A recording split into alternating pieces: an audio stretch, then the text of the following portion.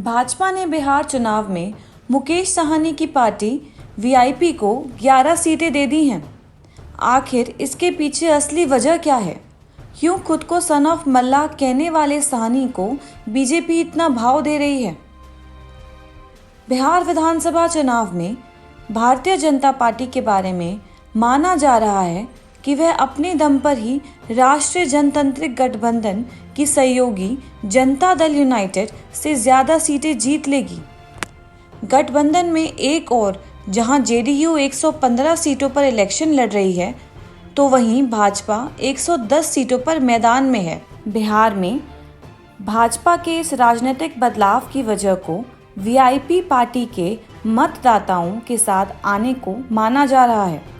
दरभंगा के मुकेश साहनी की अगुवाई में 2 साल पहले गठित हुए राजनीतिक दल वीआईपी के साथ भाजपा का गठबंधन है। साहनी खुद राजनीति में साल 2013 से हैं। मल्लह जाति के अगुवाई करने वाले साहनी आधिकारिक तौर पर खुद को सन ऑफ मल्लाह यानी मल्लाह का बेटा कहते हैं। वीआईपी उत्तर बिहार में नाविकों और मछुआरों के समूह के मतों में बड़ी हिस्सेदारों का दावा करती है। हालांकि अभी तक बिहार में निषाद मतदाताओं का कोई अनुमानित आंकड़ा नहीं है। इस समुदाय की कई और सहजातियां हैं।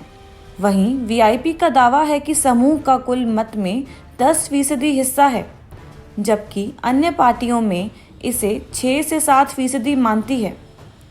अगर हार जीत का अंतर कम होता है तो इस तरह के वोटों का समूह कुछ सीटों पर चुनावों को प्रभावित कर सकता है।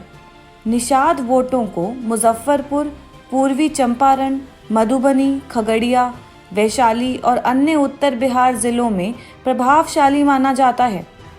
इस बेल्ट में निषादों का वोट शेयर 6% से अधिक बताया जाता है। अभी आंदोलन के दौर में निषाद मतदाता सामाजिक न्याय के वादों वाले दलों के साथ पारंपरिक रूप से प्रतिबद्ध रहे। दिवंगत पूर्व केंद्रीय मंत्री कैप्टन जय नारायण प्रसाद निषाद भारत में जाने से पहले कई बार राजद और जद के टिकट पर मुजफ्फरपुर निर्वाचन क्षेत्र से चुने गए। उनके बेटे अजय निषाद ने 2019 के चुनाव में भाजपा के टिकट पर चुनाव लड़ा और जीत दर्ज की। साल 2019 के लोकसभा चुनाव में वीआईपी राजद की अगुवाई वाले महागठबंधन में मुजफ्फरपुर, खगड़िया और मधुबनी से चुनाव लड़ा गया। इस बार एनडीए का हिस्सा बन चुके वीआईपी के नेता साहनी खुद लोजपा के महबूब अली कैसर से खगड़िया से 2.5 लाख वोटों के अंतर से हार गए हैं। अपने साथ राजद के वोट बैंक के बावजूद साहनी को केवल 27% वोट मिला है। लगभग इतना ही वोट राजद को साल 2014 में लोकसभा चुनाव में मिला था। महागठबंधन से एनडीए गठबंधन तक का सफर करते हुए बीजेपी की ओर से साहनी को 11 सीटें मिलना उनकी योग्यता मानी जा रही है।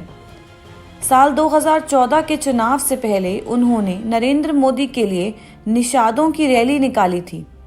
साल 2015 में भाजपा का स्टार प्रचारक बनने से पहले उन्होंने नीतीश के साथ बातचीत की। जब भाजपा चुनाव हार गई तो साहनी फिर से पलट गए और साल 2019 में राजद के हाथ मिला लिया। इस चुनाव में राजद द्वारा 30 सीटों की मांग खारिज किए जाने के बाद वह फिर से बीजेपी के साथ हो गए। इंडियन एक्सप्रेस की एक रिपोर्ट के अनुसार भाजपा के बिहार प्रभारी देवेंद्र फडणवीस के करीबी एक सूत्र ने कहा, हम वीआईपी को एक महत्वपूर्ण भागीदार के रूप में देख रहे हैं। न केवल मल्लाह के बीच बल्कि कुछ अन्य अत्यंत पिछड़े वर्गों के बीच भी इसका काफ़ी प्रभाव है। उत्तर बिहार में ग्रामीण इलाकों में मल्लाह का मुखर जाति के रूप में देखे जाते हैं। राजनीतिक रूप से अप्रमाणित समुदाय खुद को मल्लाह नेता के साथ जोड़ सकते हैं। सूत्रों का कहना है कि बीजेपी का वीआईपी के साथ गठबंधन एक राजनीतिक संदेश भेजने और बिहार में अपने सामाजिक अधिकार का विस्तार करना है। राज्य में भाजपा पारंपरिक रूप से उच्च जाति के राजनीतिक दलों के रूप में मानी जाती है। अमित शाह की अगुवाई में पार्टी ईबीसी में पैठ बनाकर सामाजिक अधिकार का विस्तार करने की कोशिश कर रही है। बीजेपी के वरिष्ठ नेता सुशील मोदी ने वीआईपी के साथ सीट बंटवारे की घोषणा करते हुए प्रेस कॉन्फ्रेंस में कहा, भाजपा ने हमेशा अति पिछड़े वर्ग के लोगों का सम्मान किया है। एनडीए सरकार पंचायत चुनावों में ईबीसी में 20% आरक्षण का प्रावधान लाई थी और आज बिहार में 1600 से अधिक मुखिया लोग इन वर्गों से हैं।